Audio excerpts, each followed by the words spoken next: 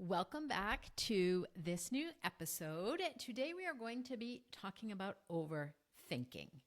And it's a word that we hear often. And as a newly promoted leader, it can feel like it comes with the territory. You're responsible for more decisions, bigger outcomes, and a team that looks to you for direction. But the truth is that overthinking decisions is one of the biggest barriers to your success. It doesn't lead to better decisions. It leads to delayed action, wasted time, missed opportunities. And when you stop overthinking, you actually find yourself making decisions quickly. You can quickly adapt to feedback and just move forward so much more quicker. And so today I want to dive into 5 reasons why it's important to stop overthinking. And I'll also talk about the pitfalls. And then I'm going to share with you 2 stories, one professional story and one personal story, where I didn't overthink. I could have started to get sucked into an overthinking trap, but I didn't. So I want to talk to you about what the benefits were in those 2 situations. So before we dive in, what is overthinking?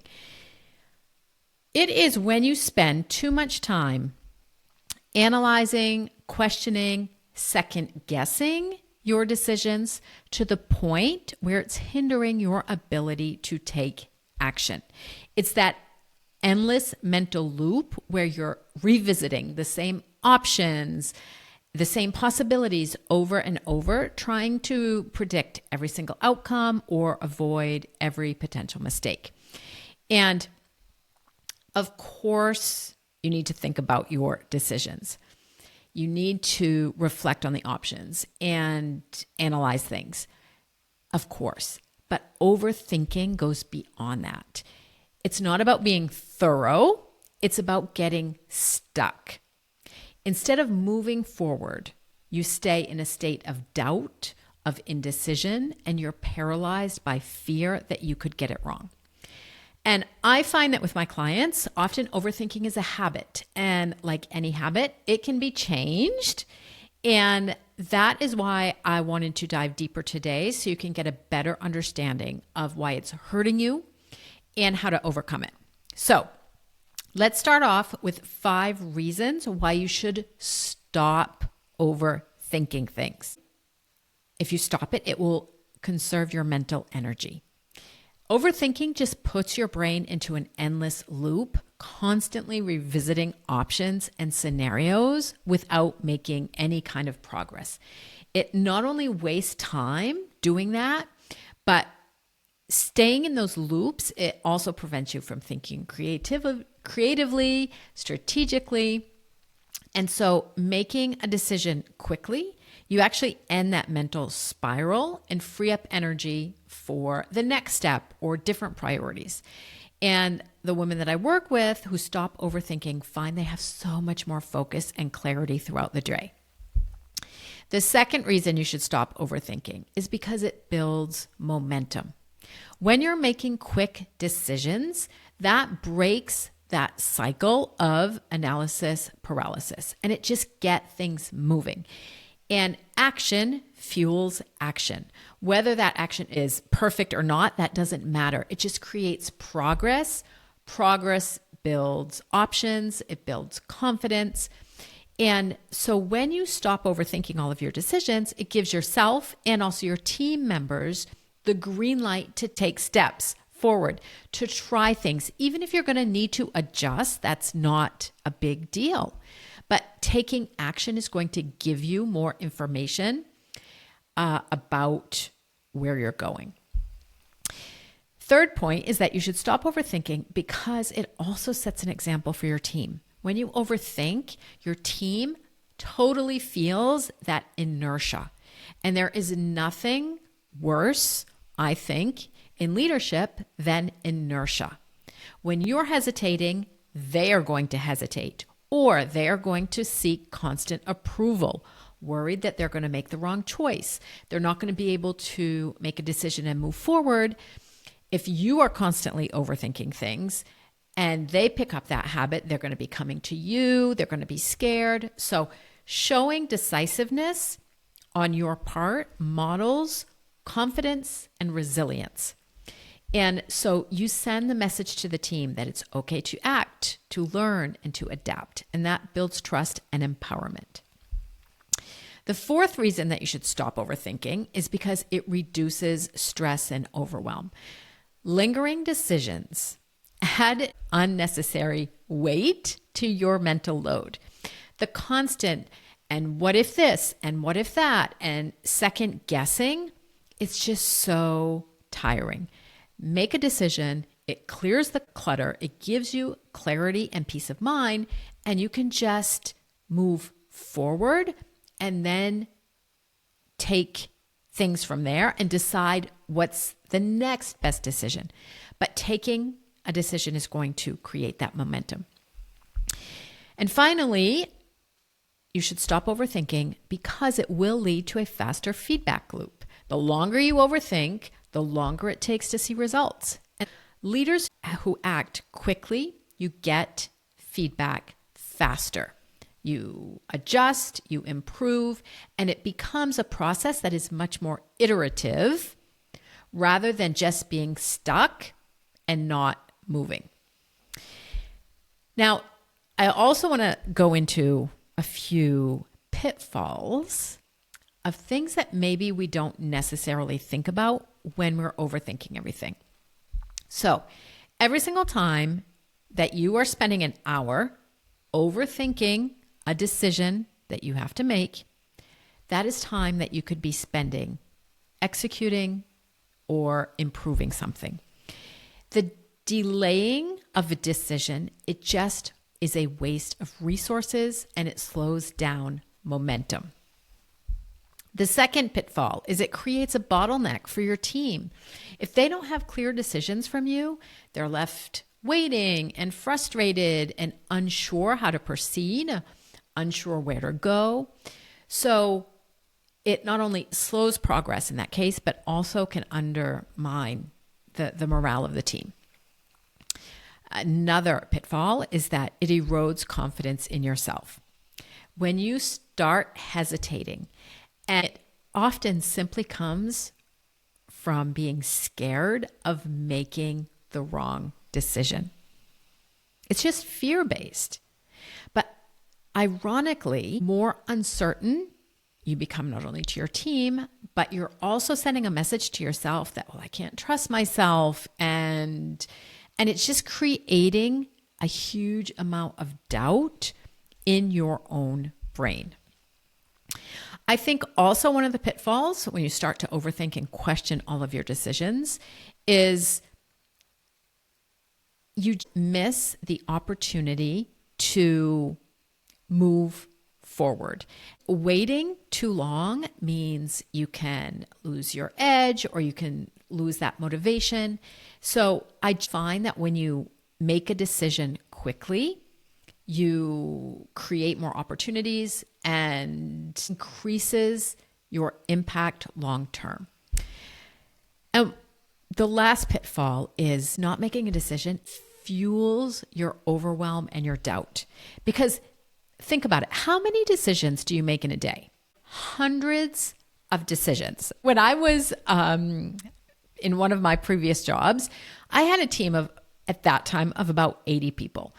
And the amount of decisions that I had to make a day were astronomical.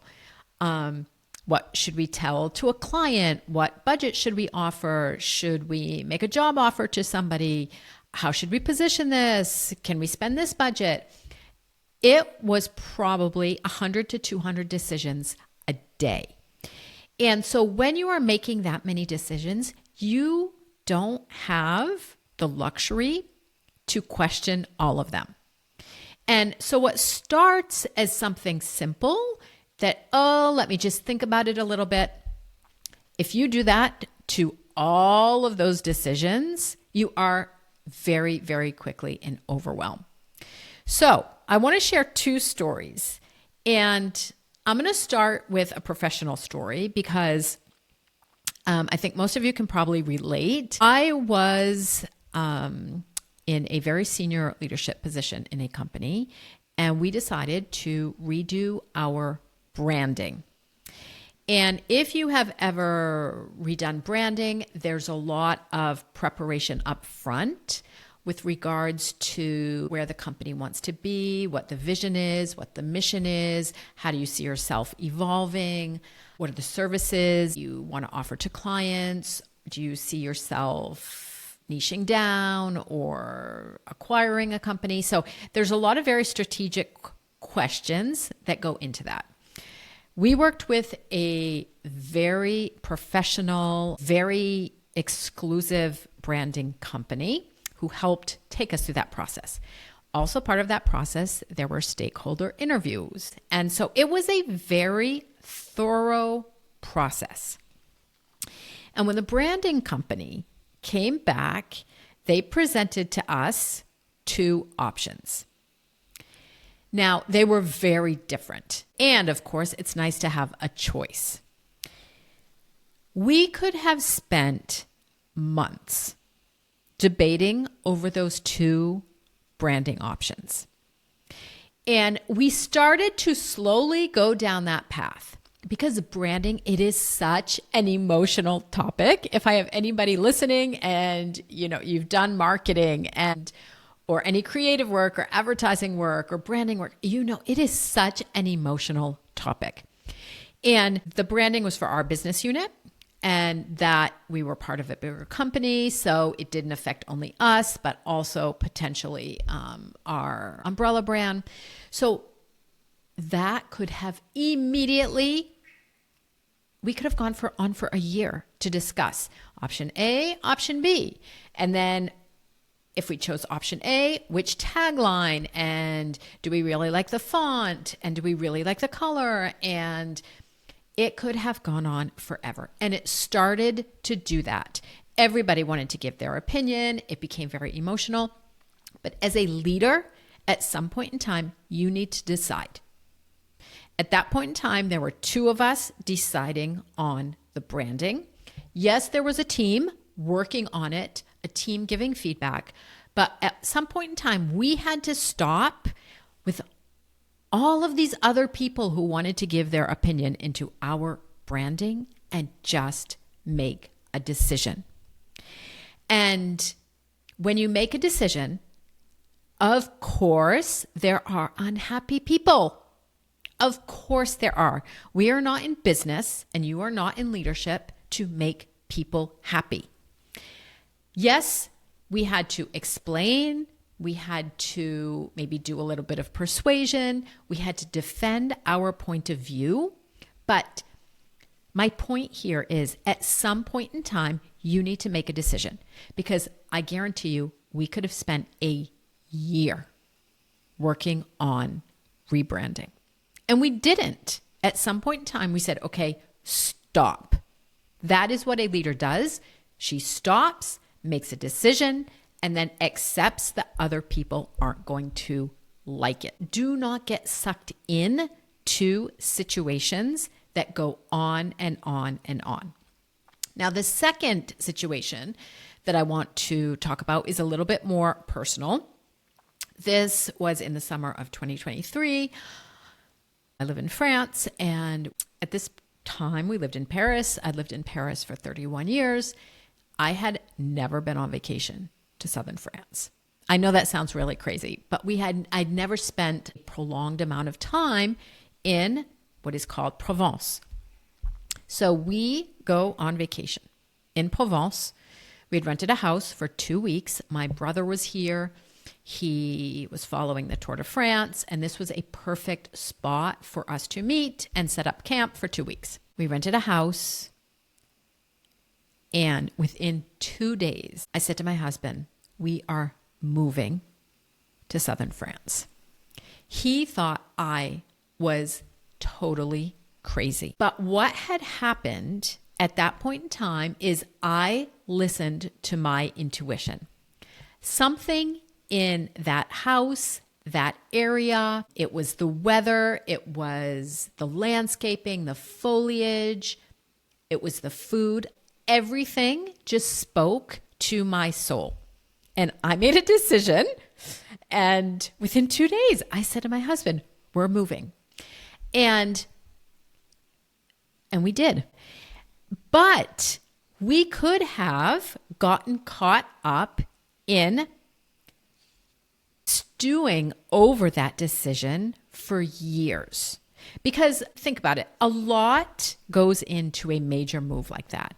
I had to do research, look at houses, look at the financing with a bank. I had to sell some properties, build out the whole financial plan. We looked at everything, but we didn't get stuck in indecision. Within 3 months, we had decided to move. I'd seen the bank. I'd put my house on the market. We could have thought for the next 10 years, oh, wouldn't it be nice to move to southern France? What I like about this story is that, one, I listened to my intuition, and then I took action. I made a decision and I took action. Could we have gone back on that decision? Yes, of course. Down the road, maybe I would have found out that I couldn't afford the kind of house that I wanted, or maybe the transportation wasn't good where we wanted to live. Maybe something very big would have influenced us to make a different decision. But the point here is, made a decision and moved forward. That is what I am encouraging you to do. Staying stuck in indecision puts you in overwhelm. It uses mental energy. It stalls your progress. It erodes your confidence. I believe so strongly that there is not a right or wrong decision. You make the decision and then you prove to yourself that you made the right one. So trust your intuition, act quickly, adjust if needed, but stop overthinking. Thank you so much for being here.